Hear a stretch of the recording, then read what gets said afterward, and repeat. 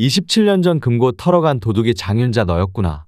수지 가족들은 장윤자가 숨겨놓은 금괴를 되찾게 되는데요. 구독과 좋아요를 눌러주시면 제가 영상을 만드는데 큰 힘이 됩니다. 수지랑 친엄마를 생이별 시켜놓은 이유가 도대체 뭔데? 모든 건 돈 때문이었습니다.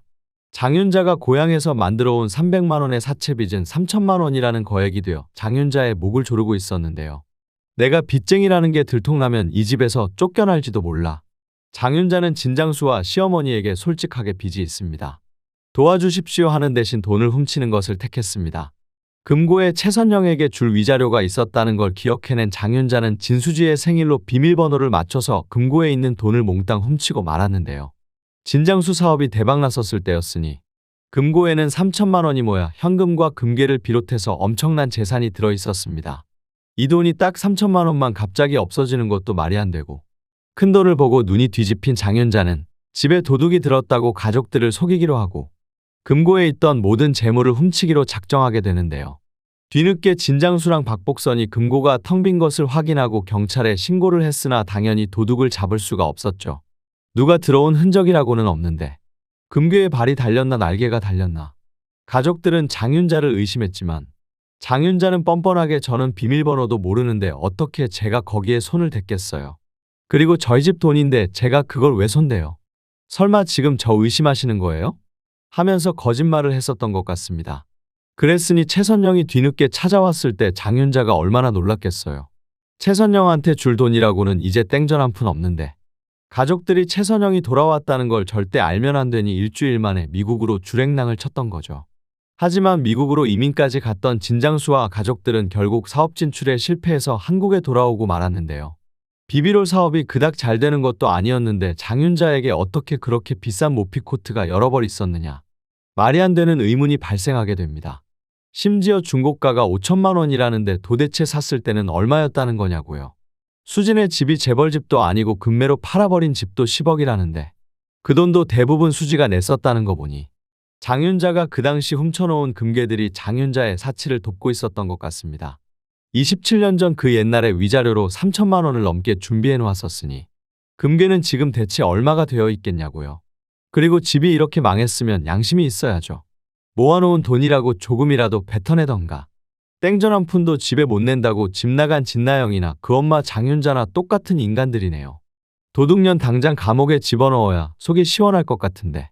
수지랑 가족들은 27년 전 금고 도둑이 장윤자였다는 걸 알고 장윤자가 숨겨놓은 금괴랑 보석들부터 찾아야 됩니다. 계산해보니까 지금 모피 여러 벌 샀어도 남은 게 10억도 넘을 거라고. 지 살길만 찾으려고 시어머니 아픈 것도 모른 척하는 괘씸한 여편네. 진도영이랑 수지는 남은 모피 코트 주머니에 장윤자가 숨겨놓은 금괴들을 몽땅 찾아내게 되는데요. 진짜 네가 인간이냐. 진도영도 장윤자한테 정말 온갖 정이 다 떨어지게 될 것 같네요. 장윤자는 그 길로 집 밖에 쫓겨나게 될 것 같습니다. 네 딸 진나영한테 찾아가던지 말던지 이혼도장 찍고 당장 꺼져.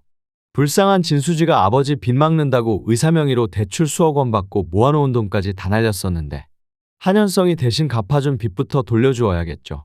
수지는 지금 한현성이 빚을 대신 갚아준 것도 모르고 있는데 이걸 알면 또 미안하고 죄책감에 한현성을 제대로 끊어내기가 어렵잖아요. 정리할 건 정리하고 빚도 돌려주고 깔끔하게 인연을 정리해야겠죠. 그래도 한현성한테 빚도 갚고 남은 돈으로 수진의 가족들 다시 시작할 정도는 됩니다. 그동안 월세집에 사는 가족들 걱정하느라 또 수지 통장에 잔고가 50만 원뿐이라니 다음 달 방세는 어떻게 내나 걱정이 많았었는데 한시름 덜게 되겠네요.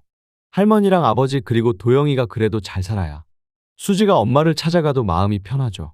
할머니 임플란트를 5개나 해야 된다던데 진장수가 새벽 내내 파스 붙이면서 고생하는 것도 짠했고요. 할머니도 가족들이 마음 아플까봐 밤새 끙끙 앓으면서 참던 게 얼마나 가슴이 아팠던가요. 수진의 가족들은 서로 도우면서 열심히 사는데 이제 장윤자가 없으니 다시 시작해서 잘 될 것 같습니다. 사업 확장한다 전처럼 욕심내지 않고요. 천천히 차근차근 가면 됩니다. 진도영이 너튜버로 열심히 홍보하던 비비롤이 결국엔 잘 될 것 같아요. 할머니가 매일 같이 메뉴 개발하고 진장수랑 진도영이 성실하게 홍보하니까 사기꾼이라는 오명을 벗고 드라마 끝나갈 때쯤에는 대박이 날 것 같은데요. 수지도 이제 정말 새 인생 새 출발을 해야겠죠. 엄마를 찾았으니 이제 억울한 누명을 벗는 것이 먼저입니다. 수지야 그동안 얼마나 힘들었어. 진나영이랑 장윤자 모녀가 말도 안 되는 짓을 해서 너를 나락에 빠뜨렸는데 너는 그것들도 가족이라고 꾹 참았구나. 아버지가 더는 두고 보지 못하겠다. 오늘부터 우리 가족은 수지 너랑 도영이 그리고 어머니까지 우리네뿐이야.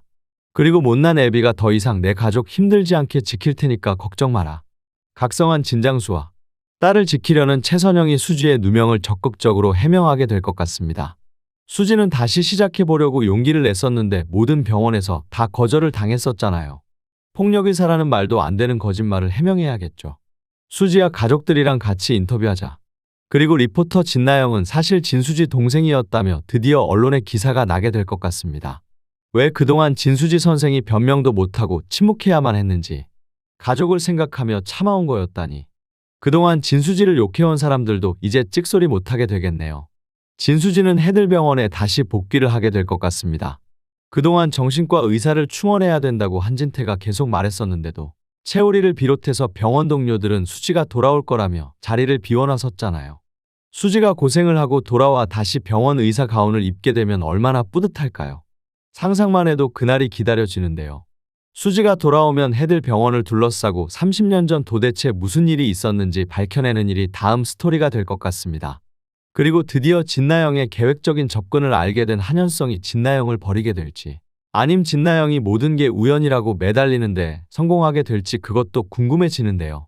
이 모녀는 정말 진심으로 수지와 최선영 그리고 가족들에게 진심 어린 사과와 반성을 해야 합니다. 잘못은 누구나 할 수 있지만 반성하는 것이 더 어려운 법이잖아요.